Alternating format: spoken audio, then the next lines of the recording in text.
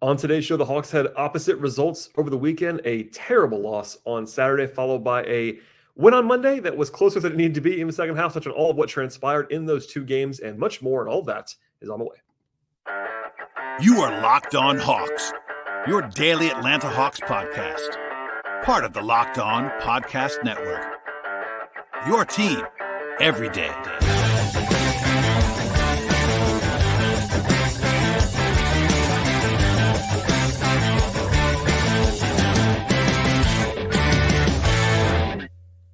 Hello, friends. Welcome to episode 1631 of the Locked On Hawks podcast. I am your host, Brad Rowland, coming to you on a Monday afternoon/evening. And today's show is brought to you by the folks at Jase Medical. Empower yourself when you purchase a Jase case. Get yours today at jasemedical.com. Use promo code Locked On. Get $20 off your order with Jase Medical. I also want to encourage you at the top of the podcast to make us your first listen each and every day.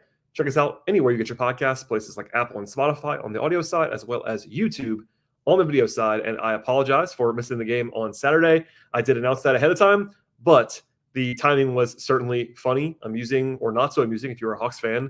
I won't spend a lot of time on that game. I will have some talk about the Hawks-Wizards game at the end of the podcast. But let's just say the Hawks had their worst performance of the season by a comfortable margin on Saturday in a home blowout loss to the Wizards. And they came out and led by as many as 35 points. Yes, 35 points at halftime on Monday afternoon, only to have a pretty terrible second half to the point where that game was actually in real doubt in the final 5 minutes or so. They got the win, which certainly is not nothing in the NBA. I'm confident that, everyone around the team would say a win is a win on some level, but it was not as satisfying as it could have been in the early going. It was a 16th victory of the season. They hung on. It was never within, 7 down the stretch. It was too close for comfort, to be sure, but the Hawks get a victory. And really, it was a hilarious tale of two halves, and the way a lot of Hawks games have been this year, but certainly, to the polar extremes in this one. We'll talk about more of the first half dominance later on in the podcast, but the Hawks had obscenely good numbers defensively in particular in the first half and pretty solid stuff on offense as well. And in the second half, they allowed 65 points on 52% shooting to San Antonio after halftime. And on offense, they scored 40 points on 31% shooting with 10 turnovers. It was an offense flop in a lot of ways in the second half of this game.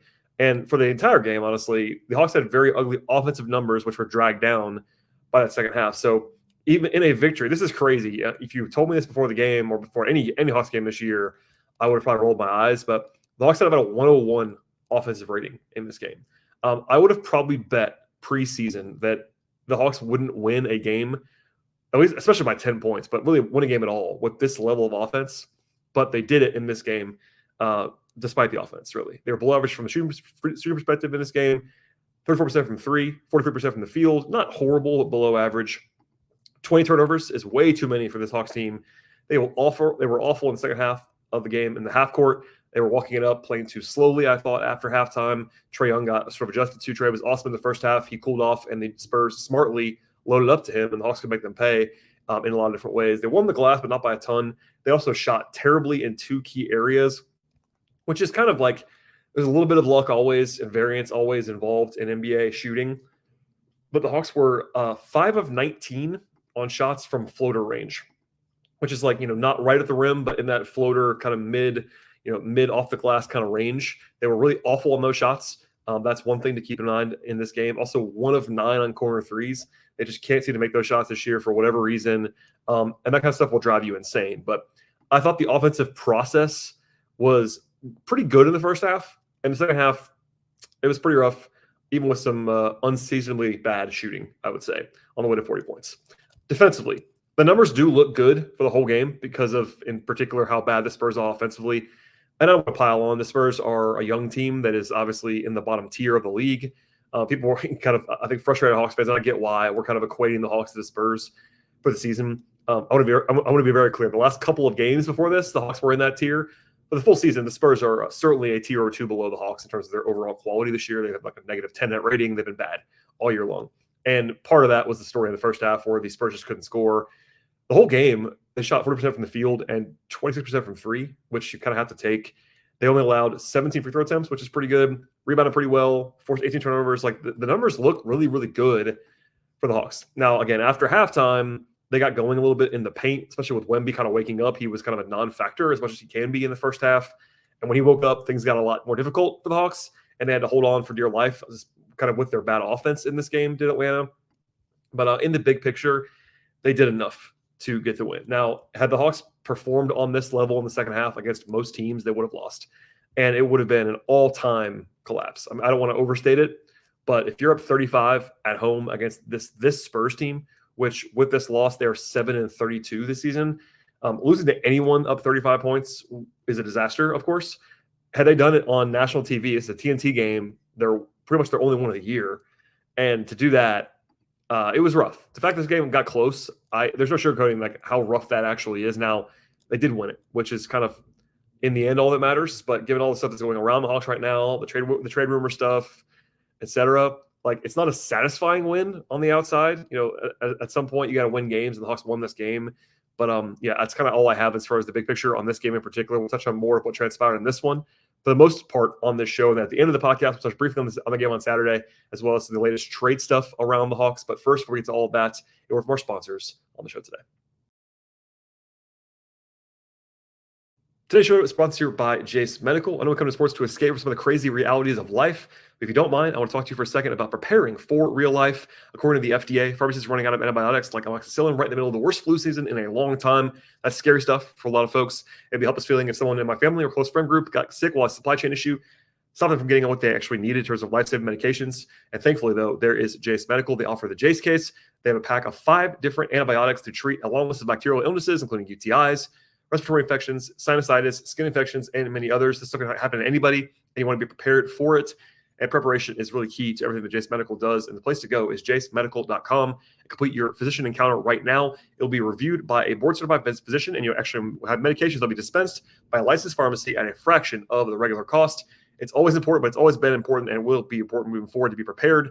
And that starts today. The place to go is jasemedical.com. Use promo code LOCKEDON to get $20 off your order with Jase Medical. That is jasemedical.com. Use their offer code LOCKEDON.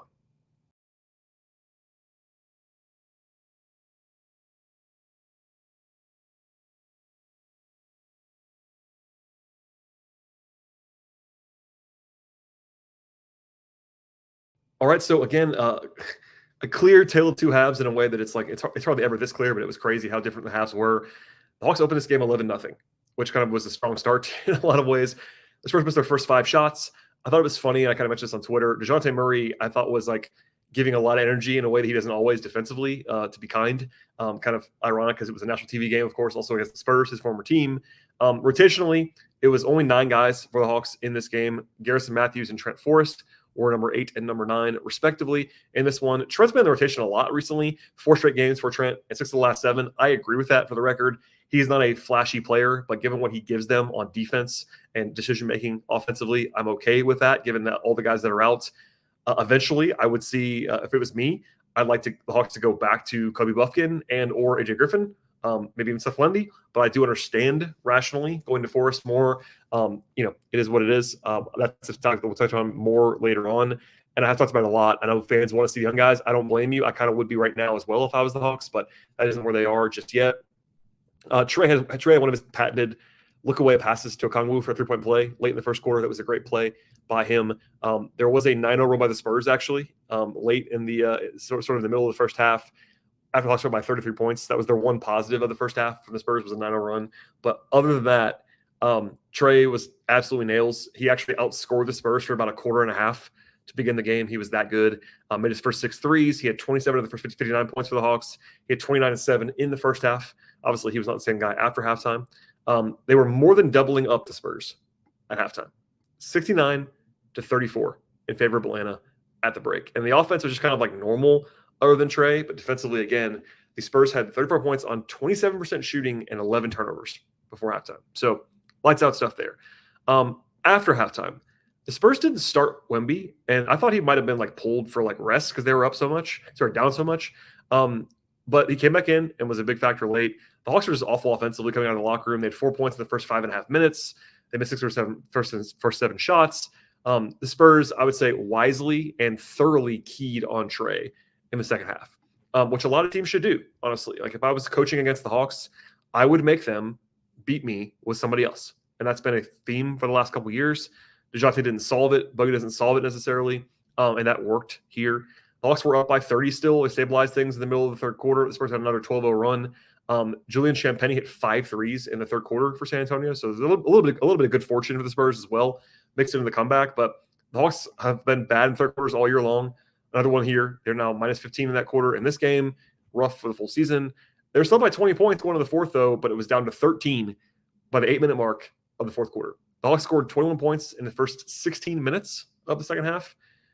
Terrible shooting. There was one nice stretch by Capella where actually a couple of offensive rebounds, had a putback, got to the line twice, and that put the Hawks back up by 18. It was like, all right, they've survived the push. Here we go. But no. They actually allowed 5 points in a row after a turnover by Bogey.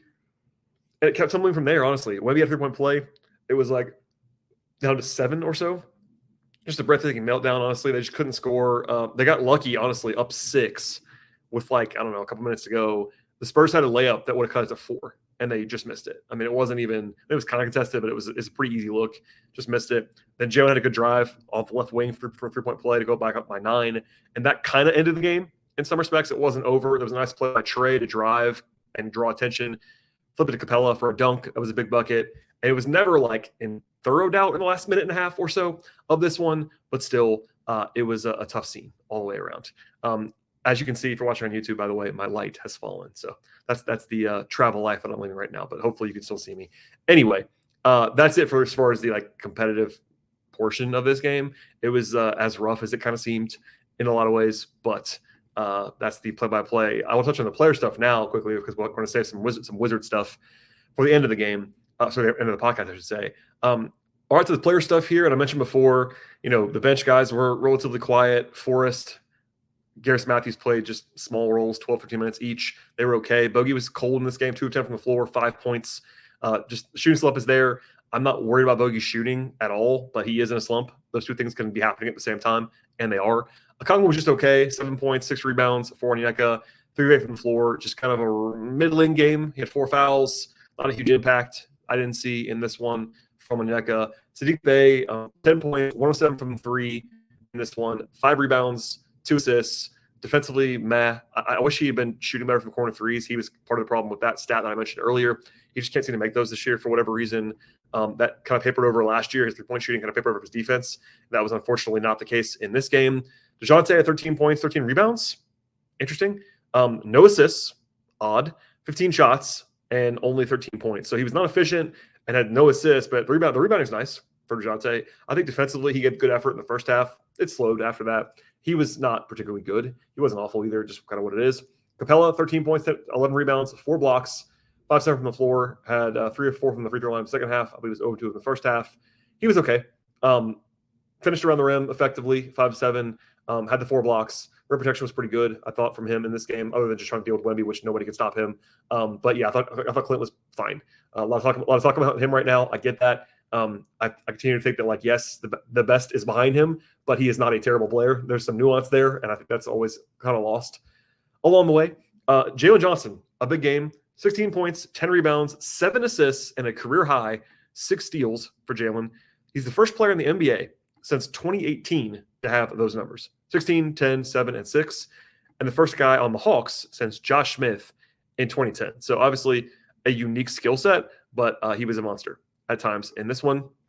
And then Trey had a cool second half for sure, but a big first half that led to 36 points and 13 assists, 6 rebounds. He was pretty efficient, hit 6 threes, but although he made his first 6, missed his last 5, so he definitely got cold. But a big production game for Trey, and they all counted at the end to kind of steal this one and hold on for dear life at the end. All right, we'll have more on this game if we need to, but for the most part, it'll be more Wizards, and then it'll be some trade talk at the very end of the podcast. But first, a word from our sponsors on the show.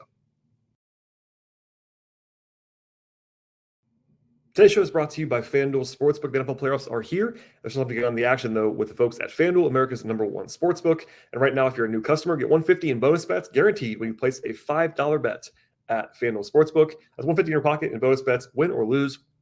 The app is safe and secure. It's easy to use as well. And there are tons of different options and ways to bet. They have live same-game parlays. You can make a parlay in the Parlay Hub at FanDuel. That's the best way to find the popular parlays in your market. Also, find the best bets in the new Explore tab. They have all the stuff that you're used to as well. Point spreads, over-unders, money lines, player props, future bets, and much more. And the app is covering the entire range of sports as well. The NFL, of course, is prominent right now. NBA, MLB when it's time for that, WNBA, college basketball, golf, tennis, soccer, auto racing, boxing, MMA, and much more. And they have all the Hawks stuff you're looking for as well, all the angles there, including a full slate of offerings on each and every game, plus futures, award stuff, and much more. And now is an awesome time to sign up with the folks at FanDuel Sportsbook. Place to go is FanDuel.com/lockedon. Make your first bet a layup with FanDuel. One more time, it's FanDuel.com/lockedon. FanDuel, official partner of the NFL. All right, and it's time to cover your eyes if you missed anything from over the weekend, because I know I did not do a podcast, although the folks at Locked On Sports Atlanta did, so that's in your audio feed as well from Saturday night. The Hawks were, let's just say, hideous is the word I'd use on Saturday, in what became a 28-point loss at home to the Wizards. It was indefensible. There's no way around that. They were favored by 8 points despite the back-to-back, and they lost again by 28. That broke the 94-game streak of the Hawks scoring at least 100 points in every game. That was the third longest in the history of the league. They actually had dominated the Wizards to this point. They were 3-0. Now they're 3-1 against Washington. Trey and DeJounte were both banged up a little bit coming in. On the injury report, they both played, though. The Wizards had been 6-31 overall and 3-18 on the road this season, including 6 straight losses. And, of course, this is also important to point out. They had the worst defensive rating in the NBA coming into the game, as well as the worst defensive rebounding mark in the league. And offensively, it was bad from the outset. They were down 13 early on. They were 9 of 36 from the field to begin this game. I thought the shot quality was a discussion throughout, during the game, post-game, etc. I thought the first half shot quality was actually okay. They didn't make shots, but it was okay. Second half, it was a bad process and bad results, which is felt them pressing along the way. They were down 18 after a big run by the Wizards early in the second half. At that point, they just couldn't make a shot. They were shooting 17 of 65 from the floor. At one point, they were 10 of 36 from 2 against Washington. That should be impossible. They were down 28 at the end of the third quarter. That was the largest lead of the season for the Wizards, and that happened against the Hawks on the road. I would have entered the bench earlier than Quinn did. That's a point I've made several times. I'd be more aggressive in pulling guys than Quinn has been. They were down 29 when they finally did it. The final numbers, Hawks had a 95.2 offensive rating in the game. That is terrible against anyone, much as, again, the league's worst defensive opponent. And they were good on the glass. So they had extra possessions, and they still didn't score the entire game. It was actually just kind of crazy bad. They were below 100 offensive rating in both halves. It wasn't just like they had one bad half. It was a bad game offensively. Again, they shot it better in the second half overall. They turned it over more. Process was worse. It was a sight to behold. I'm not going to go through all the individual stats. Let's just say no one was good in the game. Like, absolutely no one was good in the game on Saturday. There was nothing positive about it. If I'd done a show, I would have said, yes, there's the argument about 1 of 82, which I've often made, but man, that was an indefensible performance from the Hawks, and it would have been made worse if they lost again today in bad fashion. It's not a race, though, because that was a rough one. The trade stuff is kind of out there. That's kind of what we'll end with on today's podcast, because there isn't a lot of like new terms of like buzz or rumor stuff in the last couple of days. I did reference this on the last show, but Woj did say over the weekend on TV that the Hawks are, quote, ready to trade DeJounte Murray, end quote, and they're ready to move on. He also said the chances of a deal by the deadline are, quote, very, very high, end quote. I have heard the same. Of course, though, the deadline is still 3 weeks away, 3+ weeks away. So people were kind of expecting a deal like imminently. That could happen still, but it wasn't like they had to do it right then. The Lakers are, from my understanding, what's been reported, also what I hear, the most likely landing spot, but not the only landing spot for Murray. Woj to talk about them a lot as well on TV. Noted that the Hawks will be asking for, most likely, the Lakers' first-round pick if they are able to trade in 2029. That's been the assumption the whole time for me, but still notable that he reported that.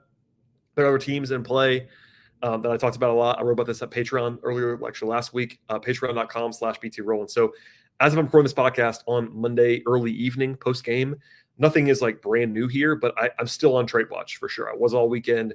It would not have surprised me if there was a deal done this weekend. It has not happened so far. The Hawks will be back again in action on Wednesday. They should have a home game on Wednesday again to wrap up their 5-game homestand. But all eyes on the trade market. Still 3.5 weeks to go. But the buzz is very hot. The buzz is very heavy. I certainly believe that it is more likely than not the Hawks will make a deal between now and the deadline. And I think that Murray is likely, if not, certainly not guaranteed or anything like that, not 95%. Like, I think it's more than 50% that he is traded. That's what Moses said. That's what Haynes has said. That's what others have said. I heard the same. So we'll see. Stay tuned for all of that. I don't think Monday's game changed anything. The Hawks won it, but it wasn't like they assuaged any doubt about their future with the win today. So all that said, we'll have more of that coming in the near future. All right, that's going to be it for me on this MLK Day evening. Please subscribe to the show across podcast platforms. Follow us on Twitter as well at Locked On Hawks or at BT Rowland for myself. YouTube, Spotify, Apple, ratings and reviews. Always appreciate it. Also, we have the extra bonus content on our Locked On audio feeds from the folks at Locked On Sports Atlanta, who are always recording on their own YouTube channel, but also on audio side on our feed, extra bonus content, no less from me ever. And there you go. Thank you very much for listening to the podcast on this holiday. We'll have more coming up later this week, including full game coverage, the latest on trade stuff, etc. Great time to go ahead and subscribe to the podcast if you've not done already. I really would appreciate that. Enjoy the rest of your Monday evening into Tuesday. We'll see you all next time.